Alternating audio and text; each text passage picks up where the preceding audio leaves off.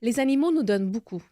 Ils nous donnent à manger, ils nous donnent de l'affection, ils nous permettent de travailler, ils nous guérissent. Mais est-ce que nous aussi, on leur donne autant? Est-ce qu'on est autant à l'écoute d'eux qu'ils sont à l'écoute de nous? C'est vraiment la question que j'aimerais vous poser aujourd'hui. Est-ce qu'on a réellement conscience de la relation véritable qu'on a avec les animaux sur Terre? Bonjour et bienvenue dans le balado « Les révélations de la Terre ». Mon nom est Liliane et je vais te faire découvrir la richesse et l'importance de notre lien sacré à la Terre et à tout le vivant. Es-tu prêt à aller dans un espace encore peu exploré, voire même tabou? Si oui, reste avec moi.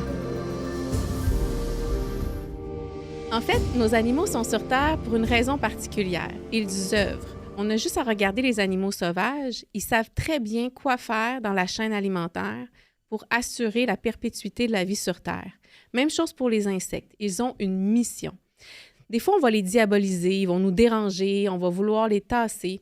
Mais en créant des villes, en créant des sociétés où on tasse les animaux de plus en plus, en inculquant comme valeur aux enfants que les animaux sont nuisibles, que les insectes sont nuisibles, qu'il faut s'en débarrasser, qu'il faut les chasser, qu'il faut les utiliser, ça crée une rupture fondamentale dans les cycles de la vie sur Terre et ça l'amène par le fait même une rupture profonde à l'intérieur de nous. C'est quand même spécial qu'on ne prenne pas le temps, finalement, d'écouter vraiment qui sont les animaux, pourquoi ils sont là et comment est-ce que nous aussi, on peut créer un écosystème qui soit favorable pour l'animal. Parce que plus l'animal va être en harmonie, plus il va être bien, plus il va être en santé, plus il y aura un équilibre et une santé chez nous, sur Terre, mais aussi dans nos milieux de vie personnels. Moi, ce que j'ai beaucoup observé, c'est que les animaux dans l'humanité ont beaucoup été utilisés. Donc, c'est un bien matériel, un bien utile. Même au niveau légal, c'est qu'en 2015 que les animaux ont été considérés comme des êtres dotés de sensibilité, comme un être vivant, quoi. Avant, au niveau légal, les animaux étaient considérés comme un bien meuble. Donc, une chose inanimée, sans vie. C'est sûr que si on traite un chien comme on traite notre crayon ou notre table à manger, je pense qu'il y a peut-être un problème à long terme sur l'équilibre qu'on peut créer entre nous sur Terre. En fait, effectivement, on va utiliser des chevaux, des ânes pour le transport. On va même des fois mettre un hublot dans le ventre d'une vache pour pouvoir étudier comment est-ce que sa digestion se fait. On va exploiter des animaux dans l'élevage d'animaux. On va vouloir avoir des portées de chiots, de chats, sans demander si la maman, finalement, elle a envie d'avoir une portée de bébé, si elle a la santé mentale, émotionnelle, physique ou énergétique pour être constamment enceinte et avoir plein de portées de bébé. Et ça, on va en parler tantôt. Je vais vous donner un exemple justement de ce qui arrive chez parfois des éleveurs quand que les mamans ne sont plus en mesure de bien s'occuper de leur bébé pour toutes sortes de raisons. Ça crée des déséquilibres chez les petits chiots ou les chats. Et ensuite, quand ils se font adopter dans des familles, bien, le déséquilibre se poursuit, puis on voit des problématiques qu'on est ensuite amené à régler par le comportement ou par la télépathie avec la communication animale. Mais en fait, c'est ça. On utilise beaucoup les animaux, même pour le loisir. Hein? On va utiliser des chevaux pour la course de baril, pour des compétitions. Et bien souvent, quand l'animal n'est plus en forme, par exemple le cheval, quand il nous a servi, quand il nous a divertis, qu'il n'est plus en santé, qu'il n'est plus bien, qui n'est plus utile, bien, on va le vendre, on va s'en débarrasser comme une chose, comme notre téléphone qui ne sert plus, qui n'est plus utile. On veut le dernier modèle, le dernier cri. On va jeter notre téléphone, puis on va en acheter un nouveau. Donc, il y a vraiment en ce moment une fracture sociale, une fracture planétaire en lien avec les animaux. Puis je pense que cet épisode-là est vraiment important pour mettre en lumière les animaux, notre façon de les considérer et de les traiter. Et j'espère vraiment que ça va vous inspirer à poser des gestes différents, que ce soit au niveau collectif, au niveau social, mais aussi au niveau individuel, dans votre propre famille, dans votre propre intimité. Donc, si tu écoutes ce balado, je suis convaincue que c'est parce que tu aimes les animaux, tu es peut-être passionné d'animaux, peut-être que même tu as envie justement de travailler, d'œuvrer ou de collaborer avec des animaux. Et la bonne nouvelle, c'est que c'est possible de le faire en considérant le besoin de l'animal, en considérant notre manière d'être en relation.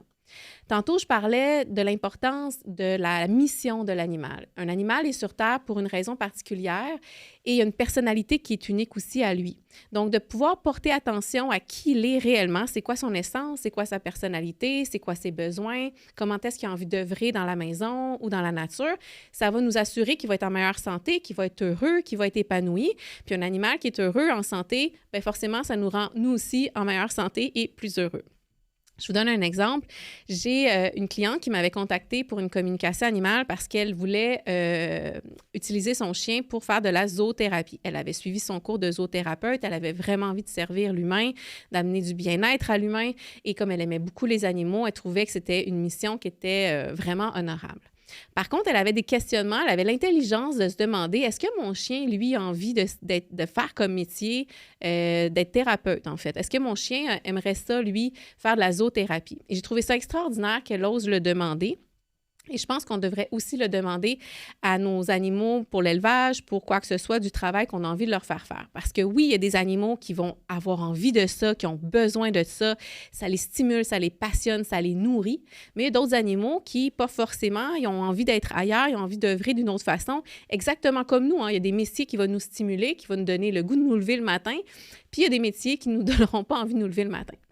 Dans ce cas-là, ce qui est arrivé avec le chien, quand j'ai communiqué avec le chien, ce qui était très intéressant, c'est que déjà dans la personnalité du chien, ce que j'ai vu, c'est que c'est un chien qui avait envie d'être dehors, qui avait envie de jouer, de s'amuser, d'explorer. C'était plus comme un explorateur, un curieux. Il y avait une très, très grande connexion avec la nature. Il y avait une joie de vivre en étant dans la nature et il m'a montré aussi un territoire où il aimerait vivre. Donc, il m'a montré des montagnes, il m'a montré des routes, il m'a expliqué un petit peu visuellement tout le paysage dans lequel il est heureux d'être et de baigner. Et quand j'ai ramené ces informations-là à sa gardienne, donc à l'humaine qui avait fait son cours de zoothérapie, elle était vraiment surprise, étonnée parce que tout le décor que je dépeignais, elle était capable de reconnaître sa ville natale, sa région natale, qui était le Saguenay, donc une région qu'elle avait choisi de quitter pour ses formations, pour aller à l'école.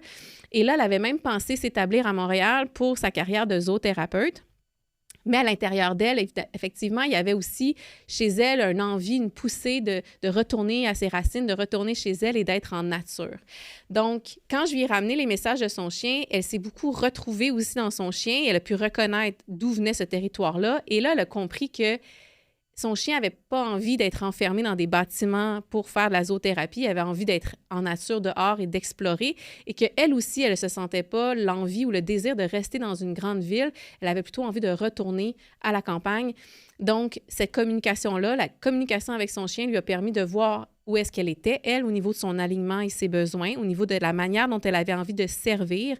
Et ça l'a amené chez elle un déménagement. Donc, elle a choisi finalement de mettre sur pause son projet dans la grande ville et d'aller explorer des nouveaux territoires, de voir qu'est-ce que le déménagement pourrait lui amener. Donc, elle n'a pas nécessairement mis de côté sa mission, son envie de faire de la zoothérapie, mais elle va revoir le cadre et la manière dont elle va le faire et elle va s'assurer que son chien soit heureux de faire ce métier-là, sans quoi, évidemment, le chien peut faire une dépression, manquer de motivation, tomber malade. Donc, il faut vraiment considérer le point de vue de l'animal, peu importe le travail qu'on aimerait lui faire faire ou qu'on aimerait faire avec lui. J'ai un autre exemple aussi d'une élève qui était comportementaliste. Donc, elle avait fait des cours, elle l'œuvrait comme comportement, dans le comportement animalier. Et elle se rendait compte qu'il y avait des limites à l'éducation d'un animal, d'un chien par exemple, en l'amenant à se comporter d'une certaine façon, comment l'humain voulait que lui se comporte pour répondre aux besoins de l'humain. Et des fois, elle appliquait des techniques qui fonctionnaient, des fois, ça ne fonctionnait pas. Et dans sa curiosité, son ouverture d'esprit, elle est venue vers moi pour suivre une de mes formations. Et là, il y a tout un éventail de conscience puis de possibilités qui s'est ouvert à elle durant mes formations. Elle a réalisé à quel point l'animal était beaucoup plus complexe, riche et profond qu'on peut le croire, que si un chien jappe, bien, deux chiens peuvent japper dans le même contexte, mais pour deux raisons complètement différentes. Du coup, l'intervention qu'on va faire avec le chien va être différente avec l'un et l'autre, parce que un chien peut japper parce qu'il a peur et il veut être protégé, un autre chien peut japper parce que lui veut protéger ou il est en colère. Il y a toutes sortes de motivations qui amènent un chien à japper. Et si on applique la même technique pour tout le monde, sans comprendre le fondement même de la personnalité et du besoin de l'animal, bien souvent, on va être confronté à des échecs. Le comportement ne va pas changer. J'ai vu des personnes changer de comportementaliste, en voir 2, 3, pour avoir des techniques différentes sans jamais que le comportement de l'animal change. Et au final, en comprenant le besoin de l'animal, c'est là que la transformation a eu lieu. Je vous donne un exemple. J'avais une dame qui m'a contactée parce qu'elle avait 2 petits chiens qu'elle aimait vraiment beaucoup et l'un d'eux mordait beaucoup, semblait agressif. Donc là, elle ne savait plus comment faire pour apaiser finalement son émotion, pour elle éviter de se faire mordre. Puis elle dit à chaque fois que je le prends dans mes bras, il me mord, donc elle l'isolait souvent. Alors là, j'ai commencé à parler avec le chien pour comprendre pourquoi est-ce que tu mords et qu'est-ce qui se passe dans ta tête, dans ta conscience quand tu te fais prendre dans tes bras par ta gardienne. Et à ce moment-là, le chien a commencé à m'expliquer la dynamique familiale, les relations entre les différents membres de la famille. Donc, comment chaque personne se voyait, comment qu'il se comportait, les dialogues qu'il y avait, les émotions qu'il ressentait, le favoritisme aussi entre les propriétaires, son mari, les animaux. Et ce fameux chien-là se sentait rejeté, se sentait accusé de choses que lui considérait qui n'étaient pas réelles. Il se sentait mis de côté et rejeté, comme s'il était moins important. Et ça venait tellement chercher, ça venait tellement le blesser. Et surtout qu'il ne comprenait pas pourquoi il était défavorisé par rapport à l'autre chien. Il m'a aussi montré la dynamique qu'il y avait avec l'autre chien. Et l'autre chien semblait un petit peu aussi, on dit en québécois, tannant, donc un peu avoir des comportements pas toujours adéquats, un peu mesquins, un peu en dessous de la table. Et du coup, je voyais que, il y avait une dynamique où il n'y avait pas un chien parfait puis un chien imparfait dans l'histoire. Et là, quand j'ai demandé concrètement, quand ta gardienne te prend dans ses bras, pourquoi est-ce que tu la mords? Et là, le chien m'a dit, à chaque fois qu'elle me prend, c'est pour m'isoler et me déplacer dans une autre pièce. Et là, je l'ai vu prendre son chien dans la cuisine, l'amener dans le salon. Ensuite, je l'ai vu prendre son chien sur le lit et le mettre par terre. Donc, à chaque fois qu'elle venait prendre son chien, c'était pour l'isoler, le déplacer, le mettre à part. Donc, il vivait comme une agression. Il se disait, « Oh non, pas encore, on va m'isoler ». Et là, j'ai ramené ces informations-là à sa gardienne. Donc, je lui ai exposé tout ce que le chien m'avait dit sur les dynamiques relationnelles, les dynamiques familiales, le lien entre les 2 chiens, son comportement, les motivations qui l'amenaient à son comportement. Et surtout, quels étaient les besoins du chien, comment il avait besoin qu'on lui parle, comment il avait besoin qu'on le considère, comment il avait besoin qu'on le touche. Et quelle était finalement sa personnalité, son essence qui est unique finalement, qui est différente d'un autre chien. Et là, la dame, elle était surprise, étonnée, et elle a tout validé l'information que je lui avais transmise parce qu'effectivement, elle dit, il y a des fois des conflits entre mes 2 chiens et j'étais partie du principe que c'était ce chien-là qui était le problème, que l'autre, effectivement, était parfait, alors que non. Et du coup, elle comme pour cesser le conflit ou pour créer un sentiment plus d'harmonie, elle avait pris la décision d'isoler toujours le même chien. Et elle dit, c'est vrai que quand ils sont dans la cuisine, je vais prendre ce chien-là et je vais l'isoler dans le salon. Et elle dit, c'est vrai que dans la chambre à coucher, j'ai un chien qui peut dormir dans mon lit et l'autre, je ne le laisse pas dormir dans mon lit. Il est toujours à part, ailleurs.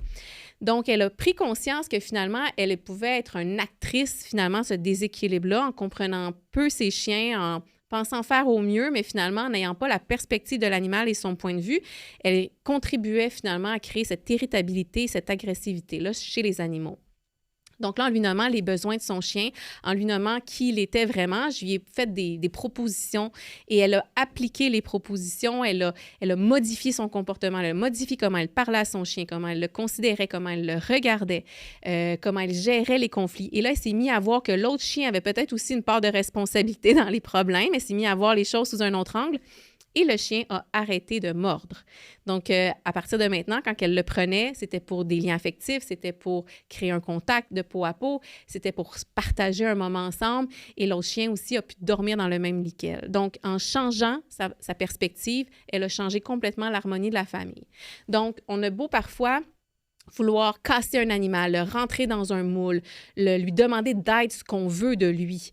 Mais on oublie de lui demander comment lui voit les choses et ce dont lui il a besoin. Et en prenant ce temps-là, c'est incroyable à quel point on résout des conflits, des problèmes, on ramène la santé et l'harmonie dans toute la famille. Si tu as envie, toi aussi, de découvrir la richesse de la communication animale, peut-être que tu te poses 1001 questions, mais en qu'est-ce que mon animal a à me dire? Est-ce qu'il est vraiment capable de me parler? De quoi il est capable de me parler? Et comment est-ce que je peux avoir une relation, un dialogue différent avec lui? Je t'invite à découvrir mon livre « L'art d'apprivoiser la communication animale » pour comprendre vraiment qui sont les animaux d'un point de vue beaucoup plus élevé que juste d'un point de vue médical ou scientifique. Et aussi, tu vas avoir des trucs et des astuces pour créer un lien plus profond avec ton animal et même des histoires inspirantes avec des animaux que j'ai pu rencontrer. Donc, si tu as envie de découvrir ça, je t'invite à le visiter ma boutique en ligne au www.centreeden.com dans l'onglet boutique. Tu peux aussi retrouver mon livre dans des librairies ici au Québec ou en Europe. Donc, je te souhaite une belle lecture. Donc, ça s'apprend effectivement d'avoir le point de vue de l'animal parce que ça s'apprend et ça demande une rigueur dans l'apprentissage. C'est sûr que moi, quand j'enseigne, je trouve ça vraiment important d'aller loin dans l'apprentissage et dans notre dévouement à cette écoute-là de l'animal parce que c'est facile et c'est rapide de faire de la projection, en fait. L'humain a tendance à projeter sur l'animal ses pensées, ses croyances, ses émotions. Déjà, pourquoi? Pourquoi l'humain fait ça? Pourquoi l'humain projette autant des choses qu'il y a à l'intérieur de lui vers l'extérieur? Parce qu'il ne se connaît pas. Si vous n'avez pas écouté le premier épisode, je vous inviterai à aller le voir où j'aborde justement la notion de la conscience de soi et de l'impact qu'on a sur tout le vivant. Si on a très peu conscience de qui on est, de comment on pense, de qu'est-ce qu'on ressent, de c'est quoi nos croyances, on va avoir tendance à projeter cette énergie-là sur les autres en définissant l'autre tel que nous, on est finalement. Mais on ne s'en rend pas compte parce qu'on ne sait même pas qui on est nous-mêmes. Et du coup, en projetant qui on est sur l'animal, à ce moment-là, l'animal, il n'est pas vu. Il n'est pas considéré, il n'est pas compris parce qu'on projette quelque chose qui nous appartient à nous sur l'autre. Donc, des fois, au début, on va avoir en communication animale une perception, une sensation, un mot, une image. Et là, on va se mettre à interpréter rapidement sur ce mot-là, cette image-là, et commencer à raconter une histoire qu'on va finalement s'inventer dans notre tête, parce qu'on est très bon pour avoir une imagination fertile. Donc, et là, du coup, on s'éloigne vraiment de l'animal à ce moment-là et on ne répond pas à son besoin. Et finalement, l'intervention ou la communication qu'on fait ne porte pas ses fruits. Il n'y a pas de changement nécessairement après ça chez l'animal ou dans la famille. Donc, faire de la communication animale, c'est pas quelque chose qui est simple, c'est pas quelque chose qui est facile, c'est pas quelque chose qu'on fait en un week-end non plus. C'est une démarche qui se nourrit, qui se cultive, qui se développe et ça l'amène surtout à un très grand changement intérieur. Ça change complètement qui on est, comment on pense, comment on ressent. Parce que déjà, pour voir l'autre tel qu'il est, il faut être capable de se voir tel qu'on est. Pour éviter de la projection, mais aussi pour être capable de dire si moi, je me ressens pas. J'ai des élèves, là, ils se connectent à eux-mêmes puis ils ne ressentent même pas leurs émotions, ils ne ressentent pas leur corps, ils ne savent même pas qu'est-ce qu'ils pensent, ils ne se connaissent pas eux-mêmes, ne connaissent pas leur identité. Et ça, c'est culturel, c'est social parce que nos sociétés nous demandent de nous déconnecter de nous-mêmes pour correspondre à un idéal social qui est très académique, performant, financier, individualiste. Donc, forcément, on n'est pas amené vers là. Donc, il y a toute une rééducation à faire pour bien se connaître, bien se comprendre, pour être capable de développer de l'empathie et de l'intelligence émotionnelle vers les animaux. Donc, si moi, je développe de l'empathie, de l'intelligence émotionnelle, ce que je m'offre à moi-même, je vais être capable de l'offrir aux animaux. Et les animaux, ils ont besoin de ça. Ils ont besoin de ce regard empathique-là, de ce regard réel qu'on porte vers eux, cette curiosité-là qu'on a envers eux, pour s'assurer que si lui, il est bien, bien moi aussi, je vais être bien en échange. Donc, c'est un parcours qui est quand même assez complexe, mais qui est tellement riche. Et j'ai une élève qui a dit récemment, lors d'un coaching, « Liliane, c'est fou comment est-ce qu'on a une puissance bénéfique sur Terre. » Elle dit, on a des qualités qui font la beauté de ce monde. Des qualités qui font la beauté de ce monde. Et je lui dis, mais tu as tellement raison. On a tellement une puissance destructrice en nous, d'ailleurs pour nous-mêmes et pour ce qui est autour de nous, qu'on oublie de voir la puissance bénéfique qu'on a pour régénérer la vie sur Terre, améliorer nos relations interpersonnelles, créer du lien avec le vivant. Mais pour ça, il faut déjà considérer que l'animal, il est vivant, que ce n'est pas une chose, ce n'est pas un bien. Déjà que l'animal a des émotions. C'est pas dit à tout le monde. Il y en a plein qui ne pensent pas que les animaux ont des émotions, que les animaux ont de la souffrance, ressentent des choses physiquement, qui vivent des deuils, qui ont des besoins, puis qui ont surtout une personnalité qui est unique. On peut avoir 2 chiens de même espèce, de même race, mais ils sont complètement différents. Il n'y a pas 2 animaux qui pensent pareil, qui fonctionnent pareil. Donc, avoir cette capacité-là à vraiment prendre le temps d'écouter l'autre et de le comprendre, c'est le gage d'une évolution spectaculaire, je pense, qu'on va faire sur la planète et d'une réharmonisation de toutes ces fractures-là qu'on a un peu partout dans nos sociétés. Et rappelez-vous, les sociétés amérindiennes, les sociétés des Premières Nations ont ce rapport-là au vivant que nous, on n'a plus en Occident. Donc, c'est pas quelque chose de nouveau, c'est pas quelque chose d'archaïque, c'est pas quelque chose de flyé ou de déconnecté ou de faux. C'est quelque chose de réel. C'est toute une question d'éducation et de conditionnement, en fait. Si j'étais conditionnée à me déconnecter, à croire que c'était pas vrai, si on m'a demandé de rompre le dialogue avec les animaux, les considérer comme des choses utiles à l'humain, bien, à ce moment-là, ça va être très difficile de considérer son point de vue et de se remettre en question. Parce que comme vous avez pu voir dans mon exemple, bien, ça force un petit peu les gens à se remettre en question, puis à l'humain, à changer sa façon d'être et de fonctionner sur Terre. Et ça, est-ce qu'on est prêt? C'est la question que j'ai envie de vous poser. Est-ce qu'on est prêt, nous les humains, à changer qui on est, à se responsabiliser sur ce qu'on crée ou qu'on ne crée pas sur Terre? Puis est-ce qu'on est prêt à faire un grand switch, un grand changement dans notre façon de voir les choses? Oui ou non? Je ne le sais pas. Je vous lance la question, vous pourrez le mettre dans les commentaires.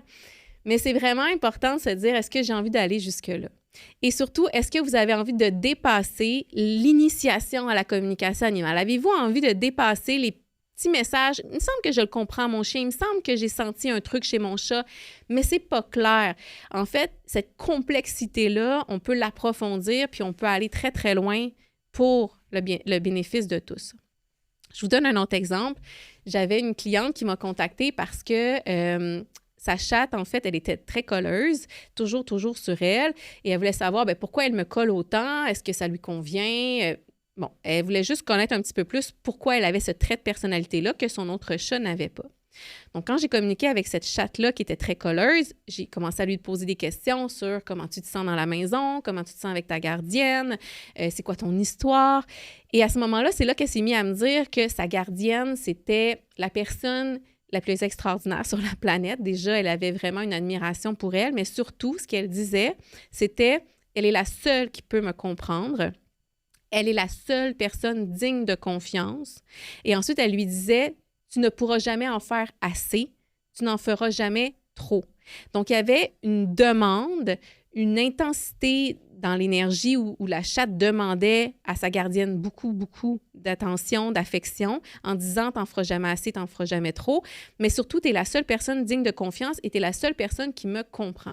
Donc là, j'ai voulu voir, mais qu'est-ce qu'elle comprend de toi? Qu'est-ce qu'elle comprend de ta situation pour que tu aies un sentiment de sécurité si grand avec elle?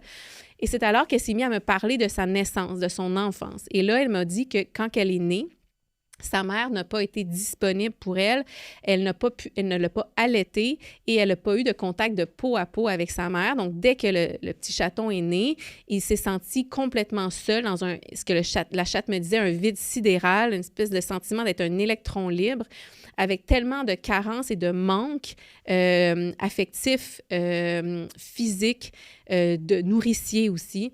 Donc, le chat s'est senti vraiment en état de stress parce qu'un bébé chat peut mourir s'il n'est pas à proximité de sa mère, il n'est pas nourri et tout ça. Ils ont besoin aussi, les animaux, de toucher physique.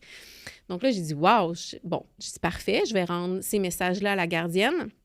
Quand je la contacte et je lui transmets tous les messages, je lui ai dit, est-ce que tu sais un peu comment s'est passée la naissance de ta chatte? Est-ce que tu as une idée d'où elle vient? Et là, elle m'a dit, oui, elle vient d'une éleveuse, un élevage familial. Tu sais, bon, je suis allée voir, mais effectivement, et là, elle se rappelle, elle dit, quand la maman chatte a eu sa portée de bébé, elle a eu une infection à ses mamelles, donc elle a une infection qui a fait qu'elle n'a pas pu allaiter ses bébés chats.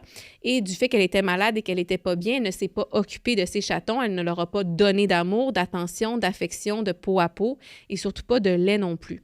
Donc, les chats se sont retrouvés seuls par eux-mêmes, ils ont dû être nourris et tout ça. Donc, elle a pu valider finalement qu'effectivement, le chat, dès sa naissance, avait eu une souffrance qui faisait que là, avait une fusion avec sa gardienne, avec l'humaine, comme si c'était sa mère, et que jamais ça serait assez ce qu'elle lui donnerait tellement le manque part de loin au niveau cellulaire, là, au niveau de sa psyché. Mais ce qui a surtout bouleversé la gardienne, c'est qu'elle m'a dit, là, je comprends aussi pourquoi elle me dit, t'es la seule personne de confiance, t'es la seule qui peut vraiment comprendre ce que j'ai vécu. Elle dit, parce que moi, quand je suis née, Ma mère ne m'a pas nourrie, ne m'a pas allaitée et ne s'est pas occupée de moi. Elle n'avait pas les capacités intellectuelle ou mentale de le faire. Et pire encore, elle laissait son enfant, son bébé naissant, seul à la maison toutes les nuits pour aller travailler. Donc, imaginez un nourrisson de quelques jours, de quelques semaines, de quelques mois, seul pendant des 12 heures la nuit. Imaginez la détresse de cet enfant-là. Déjà, l'enfant aurait pu mourir. Là. Il aurait pu mourir d'être... je veux dire, c'est de la maltraitance. On ne peut pas laisser un nourrisson seul dans une maison si jeune. Surtout la nuit, on le sait comment les bébés sont demandants de liens, d'affection, de sécurité, de nourriture la nuit. Donc, elle a vécu une détresse. C'est les grands-parents, en fait, qui ont découvert au bout d'un certain nombre de mois que l'enfant était laissé à lui-même tout seul la nuit. Donc, tout de suite, les grands-parents ont récupéré leur petite fille et ils l'ont pris sur leurs ailes et elle a été éduquée finalement par ses grands-parents. C'est ses grands-parents qui l'ont élevée. Donc, oui, dès la naissance, et là, on parle des premiers jours de vie, des premières semaines de vie, ce manque de contact, de nourricier, de sécurité affective est très grand, autant chez l'humain que chez un animal. Donc, oui, ils pouvaient se comprendre et c'est ce qui fait qu'au niveau des synchronicités, au niveau de la loi d'attraction, ce chat-là est débarqué dans cette famille-là et à quel point ils pouvaient se comprendre et s'offrir ce qui lui manquait, ce qui leur manquait. Et c'est là qu'on voit que autant ce qui crée la souffrance chez l'humain, c'est aussi ce qui crée la souffrance chez un animal. Si on veut faire des animaux avec de l'élevage comme ça, intensif, puis qu'on ne pense pas à la santé de la mère, la santé mentale, physique de la mère, animale, je parle, bien, ça a des répercussions sur les bébés qui arrivent ensuite dans les familles d'accueil avec des problématiques aussi mentales, émotionnelles, comportementales. Et là, après ça, l'humain se retrouve avec un animal qui ne va pas bien, puis qui ne sait pas comment faire en sorte d'aller mieux. Donc là, ça peut créer aussi des problèmes. Donc, si l'humain arrive à se remettre en question, à considérer que tout est vivant, que les animaux, c'est des êtres dotés de conscience, d'émotions, de besoins, d'intelligence, de mémoire, de souvenirs, un chat peut me raconter sa naissance, un chien peut me raconter son histoire passée. Donc, en ayant conscience de ça, puis en prenant soin de s'assurer de parler davantage à nos animaux, de leur expliquer ce qui se passe, de leur offrir ce dont ils ont besoin, ça permet de réparer des fois des pots cassés, puis de s'ajuster en conséquence pour que tout le monde soit mieux. Donc, j'aimerais terminer avec un dernier exemple. En fait, c'est l'histoire d'un chat qui a été adopté par une jeune femme et elle sentait que ce chat-là arrivait avec un certain bagage de vie, pas facile, mais elle n'avait aucune idée vraiment de son histoire de vie, mis à part quelques éléments, mais elle avait surtout envie que son chat lui raconte son histoire. Donc, je me connecte avec le chat et là, je lui demande de me raconter son histoire. Et c'est alors qu'il commence à me parler de différents segments, différents moments de sa vie. Donc, il commence avec l'élément le plus marquant, celui qui l'a le plus traumatisé. Il me montre une scène où il habitait avec un homme avec qui il avait un beau lien d'affection, un sentiment d'appartenance assez fort. Et là, cet homme-là, ensuite, je l'ai vu avec un camion de déménagement. Il se transportait des containers, des boîtes et tout ça. Et le chat était témoin, je le vois dehors, assis sur le béton dans le stationnement. Il voit ce gros camion-là de déménagement et je vois l'homme charrier des choses dans le camion. Et ensuite, je vois l'homme embarquer dans le camion et partir. Et le chat me dit, il est parti, il m'a abandonné. Et à ce moment-là, il a vu que cet homme-là le quittait sans lui parler, sans lui dire au revoir, sans jamais revenir. Et le chat s'est retrouvé tout seul dans la rue, abandonné, alors qu'il était domestiqué. En plus, qu'il y avait un lien affectif très fort avec cet homme-là. À ce moment-là, il a été récupéré par une association de protection des animaux. Donc, la jeune femme pouvait me dire, oui, effectivement, ça a été un chat qui a été retrouvé dans la rue, mais clairement, il avait été domestiqué. Donc, elle a pu valider qu'effectivement, il avait vécu de l'abandon. Et quand elle a adopté ce chat-là, elle sentait que le chat avait un trouble d'attachement, un trouble dans le sens qu'il avait de la difficulté à s'attacher affectivement à elle. Il y avait quand même une certaine indépendance puis un manque de connexion plus profonde entre eux. Le deuxième segment que le chat m'a montré, c'est un conflit. Là, il me montre un conflit entre une femme et un homme. Les portes claquent, ça crie, ça se chicane, il y a des émotions, les deux personnes se défendent l'un l'autre. Et ensuite, il y a un homme qui part, qui claque la porte, qui s'en va et qui ne revient pas dans la maison. La dame me confirme qu'effectivement, elle a eu un conjoint. Ils se sont beaucoup chicanés. Elle dit, c'est vrai qu'il y avait des cris, il y avait des larmes, il y avait des portes qui claquaient. Elle dit, on s'est vraiment beaucoup activés dans nos blessures l'un et l'autre. Puis finalement, on s'est laissé et il a quitté la maison. Il ne demeure plus chez moi. Donc, deuxième fois où le chat vivait aussi un abandon avec un homme. Troisième segment que le chat me montre, il me parle de Maurice. Il me nomme même un prénom. Il m'a dit, où est Maurice? Je n'ai plus revu Maurice. Et il dit, j'aimerais ça retourner en arrière, mais c'est pas possible. Donc là, je lui dis la scène et là, il me dit « Ah, mais oui, mais Maurice, c'était mon voisin. Avant, j'habitais dans telle ville, dans un bloc appartement. Un des voisins s'appelait Maurice et on a déménagé il y a quelques mois à la campagne et effectivement, mon chat n'a plus revu Maurice. Et non, on n'a pas l'intention de retourner dans l'ancien appartement. » Donc, le chat m'a montré 3 souvenirs, 3 mémoires où il a vécu une séparation avec un homme avec qui il avait créé un lien affectif, avec qui il avait un sentiment d'appartenance. Et à chaque fois, il y avait des ruptures, des déménagements de ville, de maison, des séparations, des conflits. Donc, le chat, forcément, avait une difficulté à s'attacher, à créer des liens parce que à chaque fois qu'il en créait, il y avait une séparation. Et la jeune fille m'a dit, bien, moi aussi, je vis beaucoup de conflits avec les hommes. Ça a commencé avec mon propre père. J'ai vécu un sentiment d'abandon avec mon père très jeune. C'est difficile pour moi aussi de m'attacher. Elle dit oui, je suis beaucoup aussi en mouvement, en détachement des gens, des lieux. Et même elle aussi, elle a de la difficulté à créer des liens d'attachement avec d'autres personnes pour les mêmes raisons. Donc, les séquences d'histoires que le chat m'avait racontées ont tous été validées par la jeune femme. Et en plus, du coup, les mécanismes de protection, les deuils que l'animal avait à faire étaient aussi très similaires à celui de l'humaine. Donc, l'univers fait toujours bien les choses pour nous amener à évoluer, à grandir, à se comprendre, mais surtout à développer de l'empathie, à développer de l'intelligence émotionnelle, à mieux comprendre nos cycles de vie, nos raisonnements, nos réactions, puis nous aider finalement à évoluer, à grandir. Il n'y a jamais rien qui arrive pour rien. Les animaux ne sont pas des êtres nuisibles ou uniquement utiles qu'on prend et qu'on jette. Et nous non plus. On n'est pas uniquement des êtres utiles qu'on prend et qu'on jette dans la société. Et on n'est pas non plus seulement là pour servir quelqu'un d'autre. On est là pour se connaître, pour œuvrer, pour grandir. Et quand on comprend ça, bien, on a même envie de choisir nos animaux avec cet état de conscience-là. Moi, je ne vais jamais aller acheter un animal ou chercher un animal dans un SPCA ou quoi que ce soit sans m'assurer qu'il y a un match entre l'animal et moi, qu'il y a une mission, que moi, je vais pouvoir répondre à ses besoins, que ma famille va pouvoir aussi, tu sais, qu'on va pouvoir répondre à nos besoins mutuellement, on va pouvoir s'apporter ce dont on a besoin. Donc, je fais toujours des communications animales et je m'attends toujours que l'univers mette sur mon chemin des synchronicités qui vont permettre le meilleur match. Et là, j'ai envie de vous raconter l'histoire de comment est-ce que notre chienne Bella est rentrée dans notre vie. Ça faisait plus d'1 an qu'on cherchait un chien. On voulait un chien hypoallergène pour mon conjoint, donc pas de poils traditionnels, donc c'était plus compliqué de trouver ça.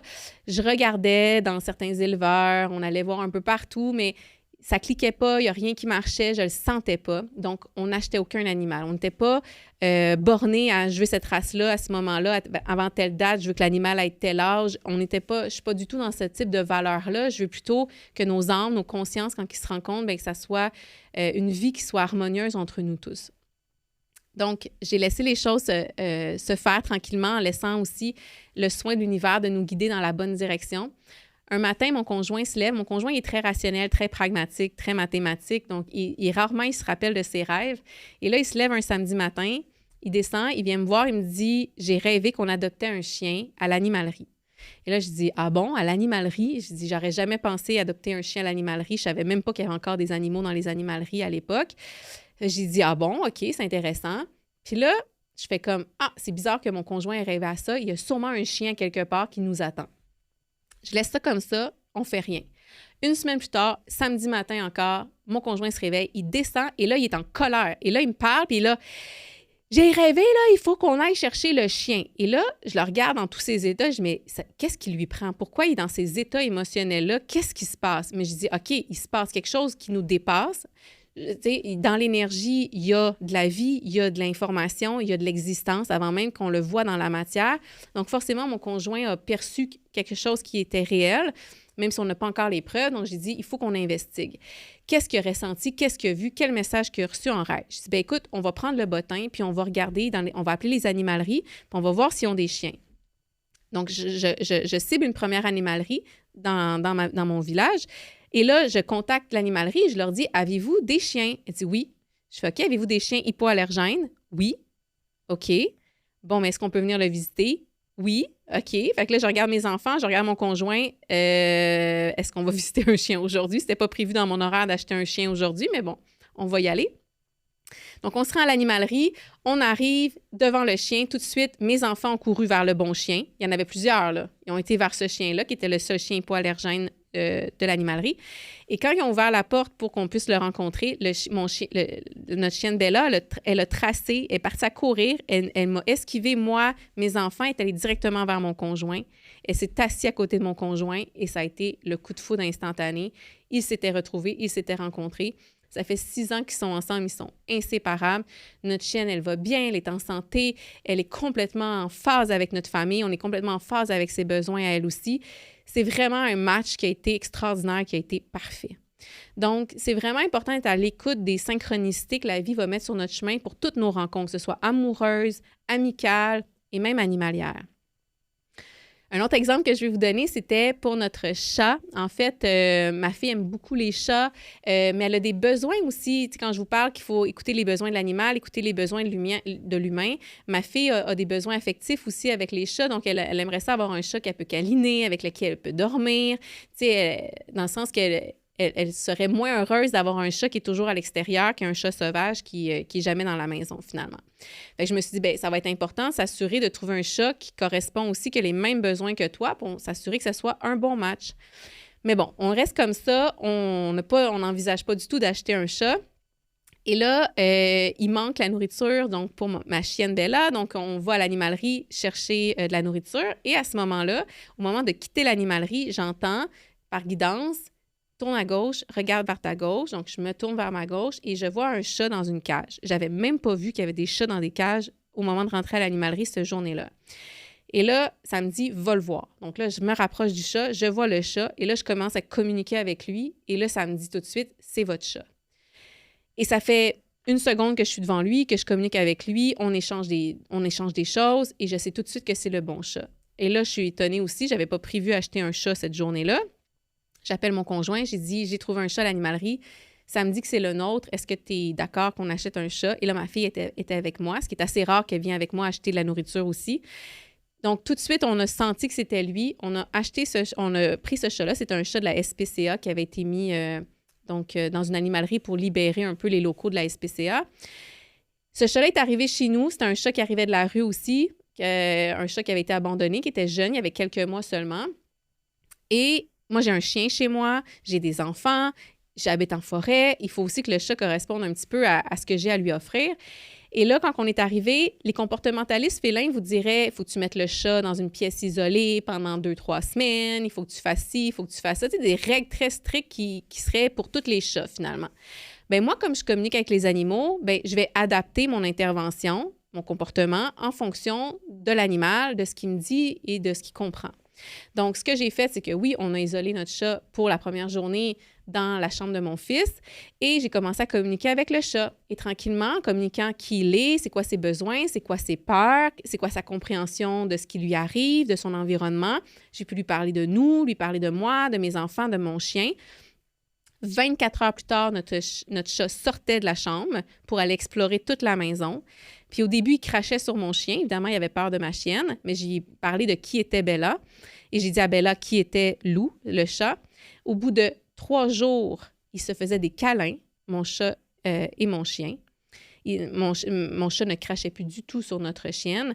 Et au bout d'1 semaine, c'était comme si notre chat était là depuis des années. J'ai une personne qui est venue à la maison, elle dit « Ah, vous avez un chat depuis longtemps? » Non, depuis 5-6 jours. Elle dit « Ben voyons, on dirait qu'il est là depuis tout le temps. » Oui. Pourquoi? Parce que de 1, c'est un bon match, mais de 2, en communiquant avec notre chat, bien, on n'a pas juste isolé notre chat pendant 3 semaines, puis c'est de régler les conflits entre mon chien et mon chat sans trop comprendre la mentalité, la psyché de l'un, la mentalité, la psyché de l'autre, le besoin de l'un, le besoin de l'autre, la personnalité de l'un, la personnalité de l'autre. En exposant tout ça, en faisant une communication animale complète, bien, ça fait que mon chat s'est senti bien super rapidement. Il n'y a pas eu de trauma, il n'y a pas eu d'adaptation à faire trop longue et il y a eu une intégration absolument phénoménale. Donc, on n'avait pas évidemment un chat qui traînait tout le temps sous un divan ou sous un matelas ou sous un lit en étant caché pendant des semaines et des mois tellement il avait peur de nous. On a tout cassé ça dès le départ avec une communication. Donc, il y a une richesse, il y a une valeur immense à savoir communiquer avec les animaux, mais pas juste en surface, pas juste un petit ressenti, un petit pressentiment, vraiment quelque chose, un dialogue beaucoup plus profond, vraiment donnant. Ça nous amène une perspective de vie, ça nous amène une richesse collective et ça nous amène que non, il n'y a pas d'épuisement On n'est pas en train de juste de donner à l'autre. On n'est pas juste en train de non plus d'utiliser l'animal pour que lui, il nous donne qu'à nous. On est vraiment capable de créer un équilibre entre le donner, le recevoir, la collaboration, les personnalités différentes. Et c'est comme ça qu'on crée des environnements qui sont propices pour tous, notamment les animaux. Je terminerai en parlant des animaux sauvages parce que je sais qu'il y en a qui peuvent trouver ça envahissant, difficile. Il y en a qui vivent de l'agression par certains insectes ou animaux sauvages. Tu sais, ce qui est important de comprendre, c'est qu'à force de ne pas comprendre les animaux, ni leur mission sur Terre, ni leur rôle, et en n'étant pas en train de connecter avec le vivant et de l'aimer, bien, ça fait qu'on a détruit leurs environnements, leur écosystème, on leur a privé de leurs besoins essentiels, de leur mission, de leur territoire, et ça crée des déséquilibres comportementaux, psychiques ou des besoins non répondus. Donc, ça fait des animaux qui se rapprochent, des animaux sauvages ou des insectes qui se rapprochent de l'humain pour démontrer, nous mettre en lumière les déséquilibres qu'on a créés. Et si on continue à être irrité par eux puis à ne pas voir leur utilité ou leurs besoins, bien à ce moment-là, on va perpétuer ce fameux déséquilibre-là. Puis finalement, on va vivre sur une terre qu'on n'aime pas, qu'on ne comprend pas, puis on va se plaindre que ça va mal, qu'il y a des changements climatiques, que tout part en vrille, alors qu'au final, on est grandement responsable de ce qu'on a fait ou de ce qu'on n'a pas fait, de ce qu'on a conscientisé ou de ce qu'on n'a pas conscientisé par rapport aux animaux puis aux insectes. Donc, j'aimerais vous laisser sur cette clé-là, ce questionnement-là. Les insectes ont une raison d'être, ont une mission sur Terre, les animaux aussi. Est-ce que vous avez envie d'ouvrir les yeux et d'observer, mais quelle est sa mission, quelle est son utilité et comment est-ce que moi, je peux raisonner avec ça pour lui permettre d'œuvrer, de contribuer au bien collectif, au bien planétaire et quelle posture, moi, comme humain, je peux adopter pour m'assurer que je me respecte moi, mais je respecte aussi ce qui est autour de moi pour qu'on soit tous plus heureux, plus sains et plus en harmonie. Je t'invite à me partager dans les commentaires ce que ça l'a éveillé chez toi. Partage aussi avec tes amis ou toutes les personnes qui te sont chères pour qu'on puisse les guider vers une meilleure reconnexion avec la nature et les animaux. Abonne-toi pour qu'on soit encore plus nombreux à marcher sur ce chemin. Je suis vraiment honorée de t'avoir avec moi sur ce balado et je te dis à bientôt.